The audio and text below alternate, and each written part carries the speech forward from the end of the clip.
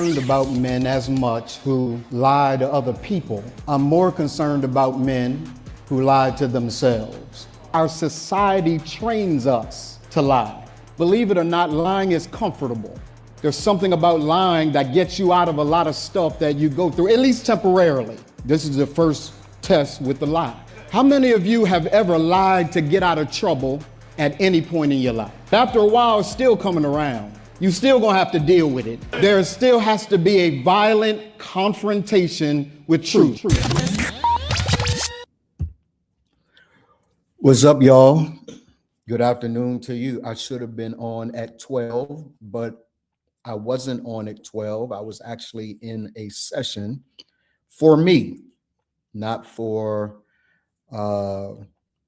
me helping another brother, me helping another guy. It was a session for me. And I learned some things about myself that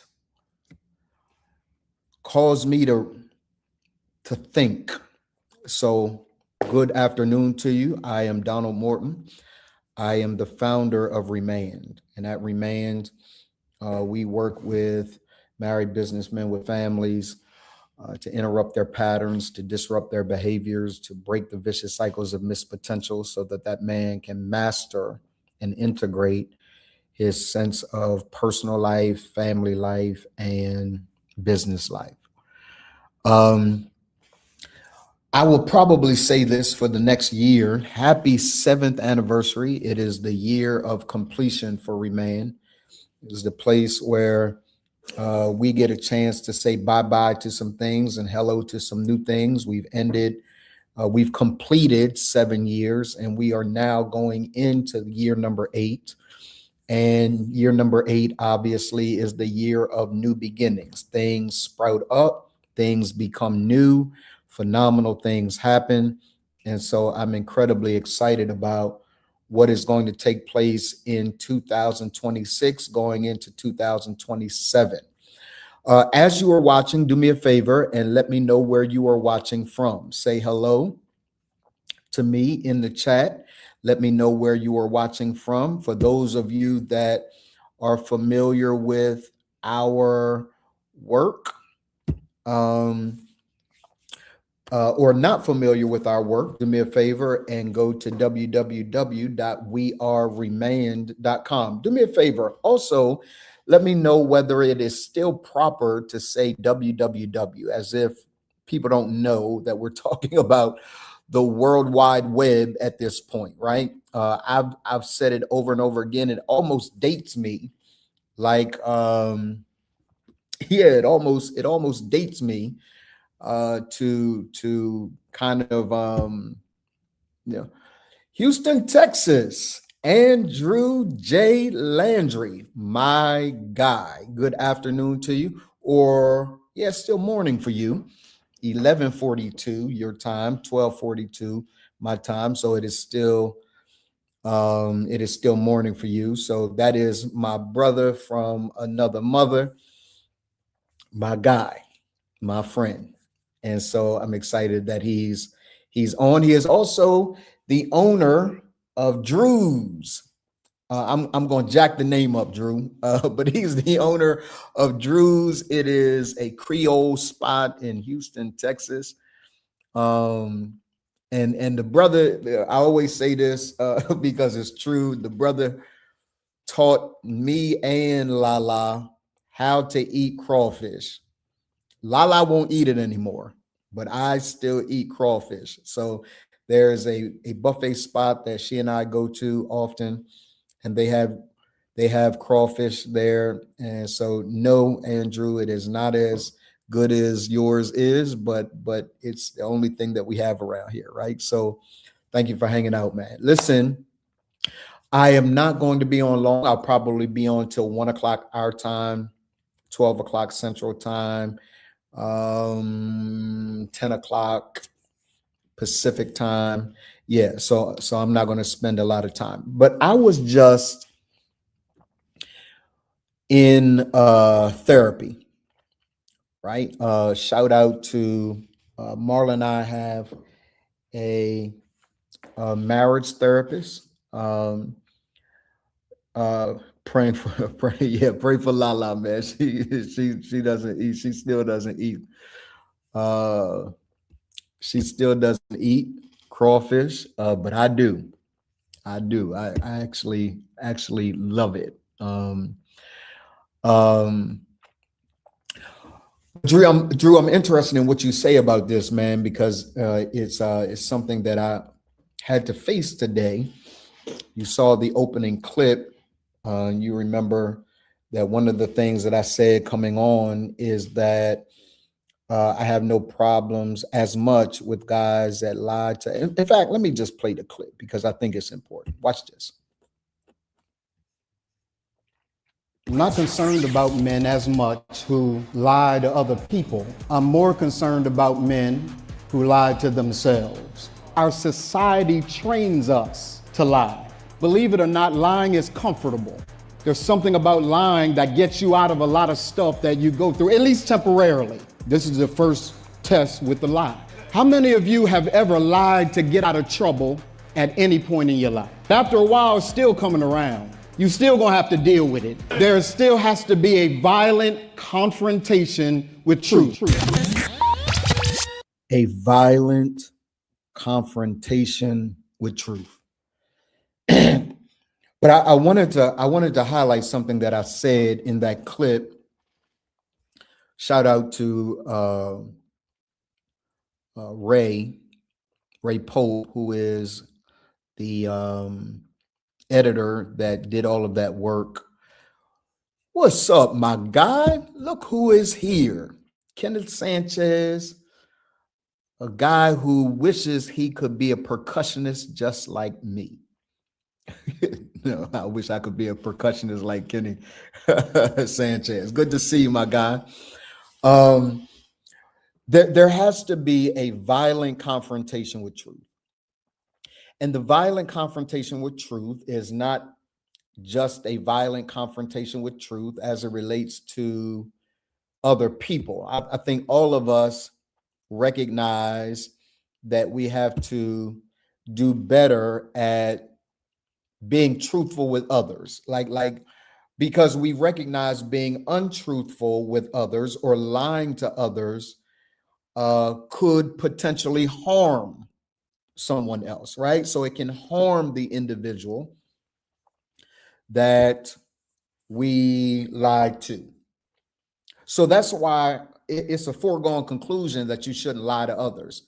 The challenge, though, is that many men, even those that don't lie to others, I know some brothers who are cutthroat about telling the truth. They're going to tell you what you don't want to hear. They ain't trying to spare your feelings. They're going to cut you. But they lie to themselves every day. They know how to tell you the truth. They know the value of telling you the truth. But they lie to themselves every day. Because what they don't realize is the same damage, if not more, the same damage, if not more, that is done to a person when you lie to them is the same damage that is done to you when you lie to you. Same damage. And the challenge is you care more about others than you care about yourself. What I'm asking you to do is to care enough about yourself to make sure that you do not at all lie to yourself.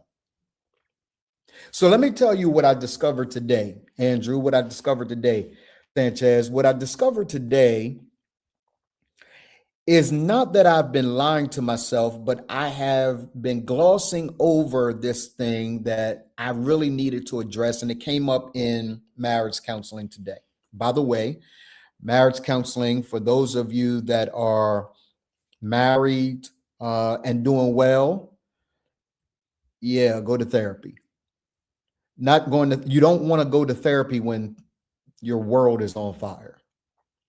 You don't want to go to therapy when things are hot. You want to go to therapy during times where things are calm and you can actually talk through things and see each other's perspectives.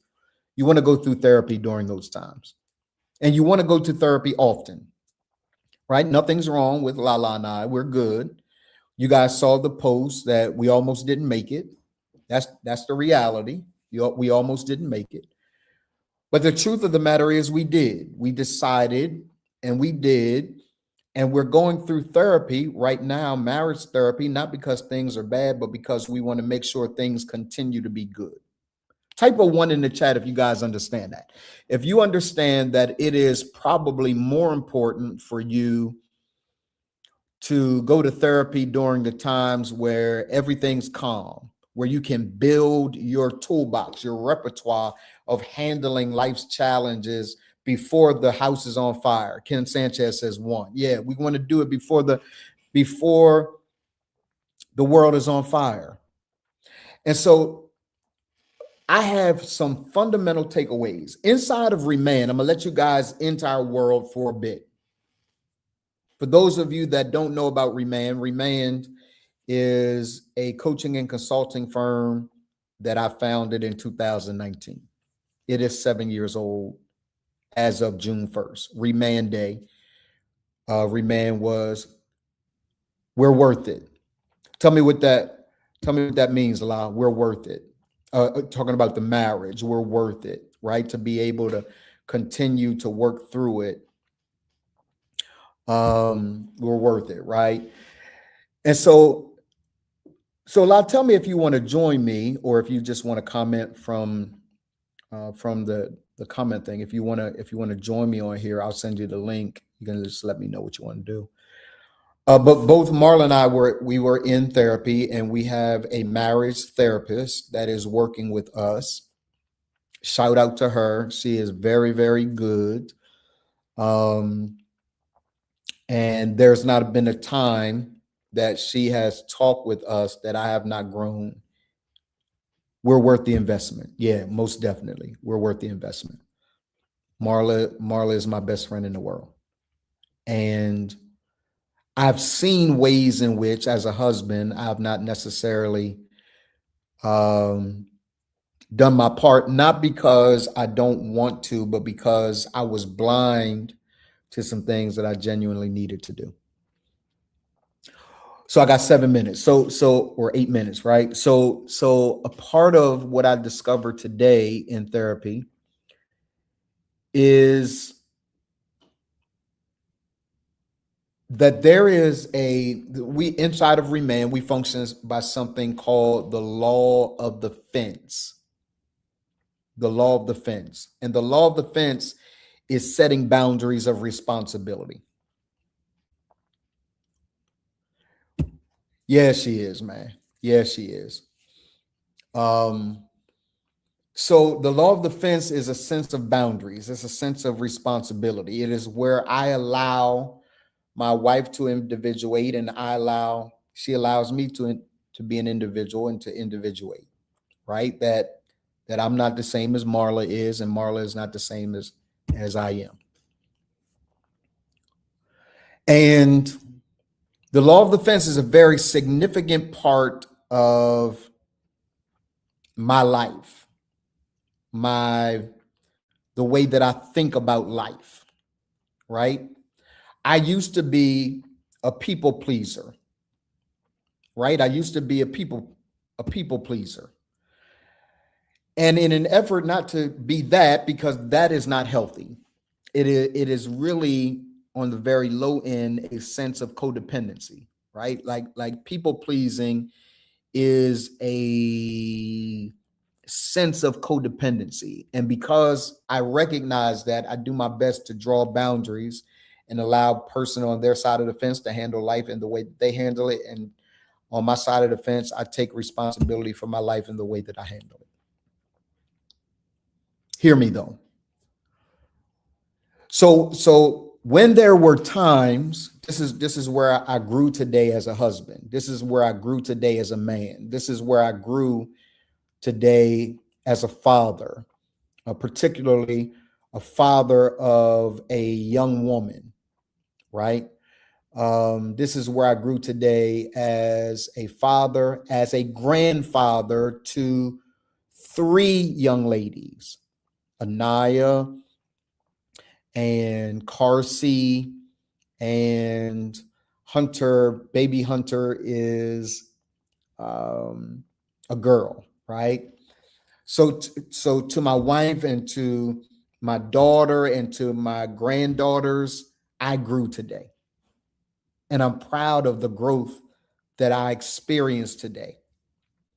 And that is this. Usually the law of defense works this way. Like when there is thoughts, feelings, beliefs, actions, and consequences for someone else, I love them enough to allow them the freedom to experience their thoughts, their feelings, their beliefs, their actions, and their consequences. Like I cannot control that. I cannot control how someone talks to me. I cannot control how someone thinks about me. I cannot control what someone believes about me. I can't control what somebody does against me. I can't control any of that. Right? So I have Mel Robbins wrote a book called Let 'Em. So I let them. I've developed a path and a process that allows people to experience their thoughts, feelings, beliefs, actions, habits, character, destiny, consequences. I let them experience that. So what I learned today, though, is that let them attitude can kind of come off uncaring. It can kind of come off like really, really hard. Like I'm a military guy. And as a military guy, Ken and Drew and Lala, as a military guy, you know, being aware and being as a matter of fact and things being black and white and stoicism and all of those kinds of things were the things that I adopted as a lifestyle. And I actually like me. Right? So it's not like I'm addressing something I don't like. I enjoy the fact that I'm solution oriented. I enjoy the fact that I am, as a matter of fact, I enjoy the fact that I'm orderly. I enjoy the fact that I'm stoic. I enjoy those things. So those aren't things that make me a bad man, but those are things that could, listen to me carefully, could make me a husband that needs to grow. And so what I found out about myself today, what I had to face the truth, I couldn't lie to myself about this, that there have been moments where my wife needed more compassion from me than I gave her. What I was saying could have been right. What I was saying, what I was doing could have been right. It could have been absolutely right. But if it was not baptized, if it was not impregnated, if it wasn't drenched in love and compassion, then she couldn't hear it. What our therapist said to me today is, our therapist is also a combat veteran, right? So she understood where I was coming from. She said your stuff works. But this is what knocked me off my feet. So I got three minutes. Knocked me off my feet. She said, but it only works in certain settings. It works when you're in combat. It works when you're coaching guys. Like Andrew Landry, he'll cuss me out. He don't care. He's a friend of mine. How he interacts with me, if I'm out of pocket, he gonna cuss me out and tell me I'm out of pocket. If Andrew Landry is out of pocket, I'm gonna cuss him out telling me he's out of pocket. If Kenneth Sanchez is out of pocket, I'm gonna cuss him out telling me he's out of pocket. If I'm out of pocket, Kenneth Sanchez has the right to call me to the side and say, "Hey, Donald, you out of pocket." Like that's how we get down. That don't necessarily work with my wife. And so what I considered me being helpful was actually hurtful. Not because I intended to be, not because it was intentional, not because I was trying to be malicious, but because unless I pour compassion in that, unless I'm willing to come over to her side and say, "Hey, babe, this is the truth, but how can I serve you?" Like, how can I serve you? What do you need from me? Because until she answers that question, I'm going to default into, okay, let's do this, let's do this, let's do this, let's do this. And I could be right. And it's still not help my marriage, and it's still not help my wife. What I want to leave you guys with is this.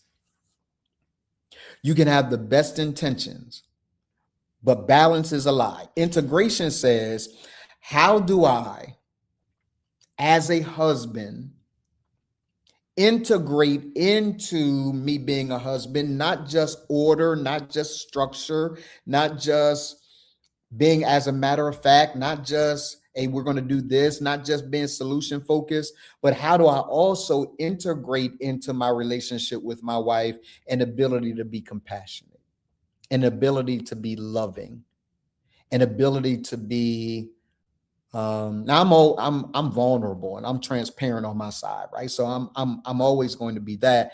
But how do I hold space for her when there's something that she's dealing with, going through, and not rush to, okay, this is what we need to do. And I could be right. But if I Drew says, so many takeaways from this: recognition of self, awareness of parties affected, accountability to both. Absolutely, absolutely, bro. Absolutely. Love with order. Love with order, right? So I found myself, Drew, and I found myself, La, just wanting to get to the answer. That's the guy that I am. What's the answer? Because what I know is there's something else coming around the bend at some point that we're going to have to handle. So let's get this off of our plate. What's the solution? And sometimes my wife doesn't want to rush to the solution. Sometimes my wife wants me to feel the moment with her, to jump in and to have compassion with her, to sit with her in the moment. That is what she needs from me as a husband. So brothers, listen to me. Drew says emotional intelligence at its peak is the true essence for growth. Absolutely, bro. And I grew today, bro. Like I grew. I could hear something different about myself that made me a better man, that I could work on and sharpen at the core of who I am, so that I'm not showing up performing compassion. I'm showing up being compassion, being compassionate. Not performing compassion, but being compassionate. Because most men will ask the question, hey, Donald, just tell me what I need to do differently. And for me, I used to be that way. Just tell me what I need to do differently, babe. I'll do it. And she's like, yeah, you'll do it, but you don't feel it. And I'm like, man, God, dog, like I can't win. I remember shouting like I can't win. Either it's I do it or I don't do it. Either it's I feel it or I don't feel it. I couldn't see the integration of both of them. That yes, Donald, at the end of the day, you're going to have to do it. But the method in which you do it, the spirit behind which you do it matters. And brothers, if I want to leave you with something that my therapist taught me today, right? Drew says one of the hardest things as a man is sitting in your shit and being confident that done properly, you don't come out smelling or looking like the shit you sat in. Absolutely.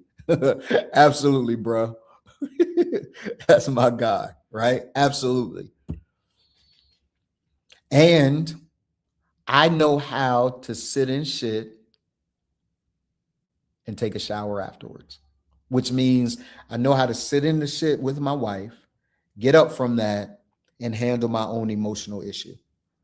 Like I don't have to keep that on me, but I have to be present enough to make sure that my wife is felt, is seen, is heard, and that she experiences a husband that is genuinely with her and for her. So what I want to make sure we get to today, gentlemen, is I want you guys to hear me. is that you have an opportunity to grow today. Don't just be a man of order. Don't just be a man of keeping your word. Don't just be a man of those things. Be a man who is willing to integrate compassion into your love walk, compassion into your conversation. Because when you recognize all that your wife or your fiance or your girlfriend has going on, bro, you want to win in your relationship, has nothing to, has nothing to do with her. If you want to win in your relationship, it has nothing to do with her. It has to do with exactly what Andrew Landry said. Emotional intelligence at its peak is the true essence of growth. Growth is my love language. I want to make sure that I'm growing through every situation that I deal with, whether it be with my wife, whether it be, and I could hear my wife say today, babe, I thank you for being protective of me. And I thank you for providing. And I thank you for all these things. But my God, you have no compassion. And I had to sit in that. That shit that Andrew's talking about. I had to sit in it and recognize, wow, here's an opportunity for growth. And that growth is in no longer lying to myself about the fact that I'm compassionate, recognizing that my way of life works, but there are certain settings that call for a more integrated part of me, which is the compassionate part of me. I got to bring that in. Jesus said it this way, Drew. Well, he didn't say it this way. This is what we know about Jesus. Jesus is both lion when he had to be, turning over tables, and lamb. Both lion and lamb. So as men, as husbands, as fathers, particularly to little girls, and for me, a grandfather of 3 girls, some days I got to protect them like lion. I got to speak to them like lion. And some days I got to protect them and speak to them like the lamb.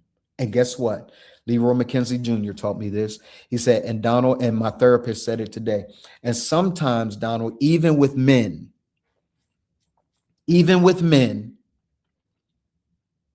there's a lion and a lamb. Some days that you got to hit a man in his chest. I'm a specialist at that. I'm going to gut punch you. I'm going to tell you the truth when you don't want to hear the truth. Anybody that knows my coaching style is in your face, and it doesn't work for every man, and I'm okay with that, but I'm going to get in your chest, and we're going to get down and dirty, and we're going to get to transformation. But there are some days where a brother just needs me to hear him because he's been so beat by his wife. He's been so beat by society. He's been so beat by his staff.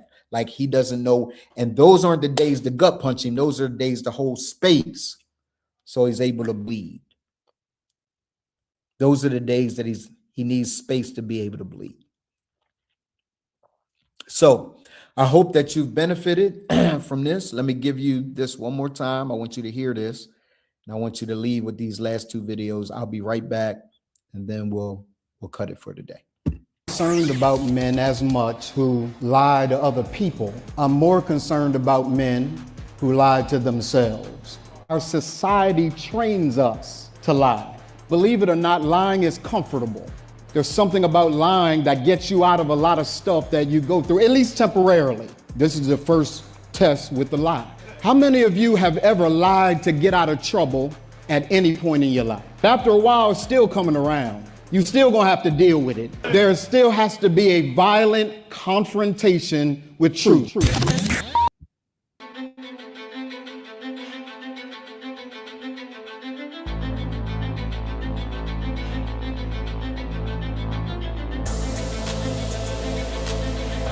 I found out why not only me, but most men don't reach their full potential because they have not learned this formula.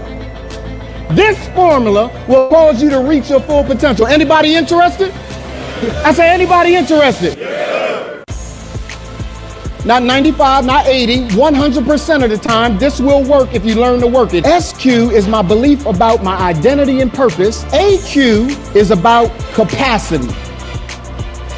If I can lock in identity and purpose, if I can become solid on who I am and why I exist, and I can hold that identity and purpose under extreme pressure, then it's just a matter of time before I execute life, leadership, and legacy.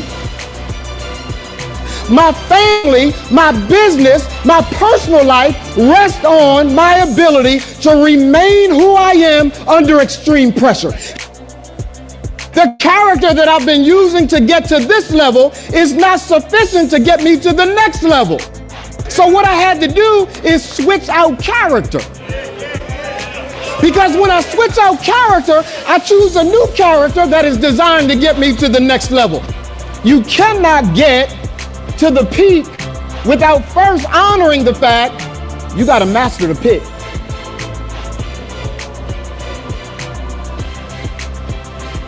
In 80s, there was no iPhones and taking pictures immediately. No, sir. There was this time when there was a dark room and you had to go into the dark room. It had to be dark so things could develop. Because if you turn the light on ahead of time, it ruins the picture that is emerging. If I can get you to master your sense of belief in your identity and purpose, and you can hold that belief under extreme pressure, then you'll be able to execute skillfully across life, family, and business. I wish I had 10 of y'all that would jump up and shout, because all you are is a character away from the next level of your life.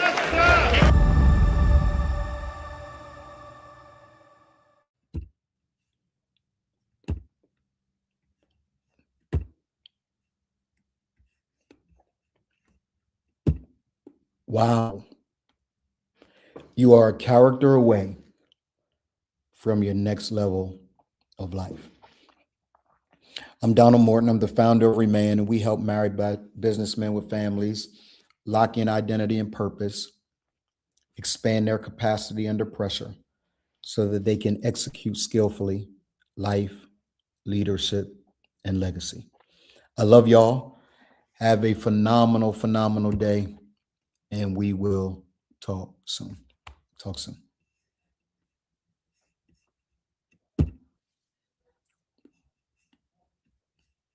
I'm not concerned about men as much who lie to other people. I'm more concerned about men who lie to themselves. Our society trains us to lie. Believe it or not, lying is comfortable. There's something about lying that gets you out of a lot of stuff that you go through, at least temporarily. This is the first test with the lie. How many of you have ever lied to get out of trouble at any point in your life? After a while, it's still coming around. You still gonna have to deal with it. There still has to be a violent confrontation with truth.